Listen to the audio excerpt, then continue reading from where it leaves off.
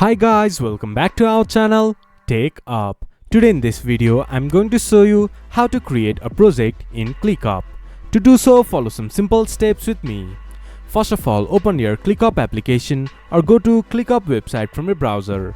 Once you have logged into your account, this type of interface will appear in your screen. From the left side of your screen, you can see a menu bar.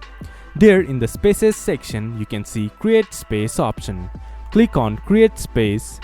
There, enter the name of your project. Then click to, you can also add description to your project. Then click to Continue. Then customize your default for starter. Then click to Create. Then a space will be created. There you can also add folders by clicking to this plus button.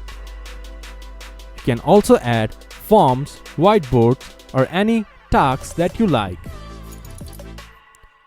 This is how you can create a project in Clickup.